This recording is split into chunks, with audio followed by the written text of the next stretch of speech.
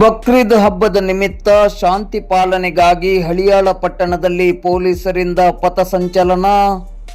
ನಾಳೆ ನಡೆಯಲಿರುವ ಮುಸ್ಲಿಂ ಧರ್ಮ ಬಾಂಧವರ ಬಕ್ರೀದ್ ಹಬ್ಬದ ನಿಮಿತ್ತವಾಗಿ ಶಾಂತಿ ಸುವ್ಯವಸ್ಥೆಯನ್ನು ಕಾಪಾಡಲು ಹಾಗೂ ಜನಸಾಮಾನ್ಯರಲ್ಲಿ ಧೈರ್ಯವನ್ನು ತುಂಬುವ ನಿಟ್ಟಿನಲ್ಲಿ ಮತ್ತು ಅಹಿತಕರ ಘಟನೆ ನಡೆಯದಂತೆ ಜನಜಾಗೃತಿಯನ್ನು ಮೂಡಿಸುವುದಕ್ಕಾಗಿ ಪೊಲೀಸ್ ಇಲಾಖೆಯ ವತಿಯಿಂದ ಹಳಿಯಾಳ ಪಟ್ಟಣದಲ್ಲಿ ಇಂದು ಬುಧವಾರ ಸಂಜೆ 5:30 ಗಂಟೆ ಸುಮಾರಿಗೆ ಪಥಸಂಚಲನ ಕಾರ್ಯಕ್ರಮವನ್ನು ಹಮ್ಮಿಕೊಳ್ಳಲಾಯಿತು.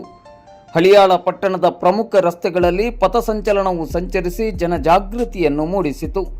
ಡಿವೈಎಸ್ಪಿ ಶಿವಾನಂದ ಮದರಕಂಡಿ ಹಾಗೂ ಸಿಪಿಐ ಜೈಪಾಲ್ ಪಾಟೀಲ್ ಅವರ ನೇತೃತ್ವದಲ್ಲಿ ನಡೆದ ಈ ಪಥಸಂಚಲನದಲ್ಲಿ ಪಿಎಸ್ಐಗಳಾದ ಬಸವರಾಜ ಮಬನೂರ್, ಕೃಷ್ಣಗೌಡ ಅರಕೇರಿ, ಎಎಸ್ಐಗಳು ಮತ್ತು ಪೊಲೀಸ್ ಸಿಬ್ಬಂದಿಗಳು ಹಾಗೂ ಕೆಎಸ್ಆರ್ಪಿ ಸಿಬ್ಬಂದಿಗಳು, ಗೃಹ ರಕ್ಷಕ ದಳದ ಸಿಬ್ಬಂದಿಗಳು ಭಾಗವಹಿಸಿದ್ದರು.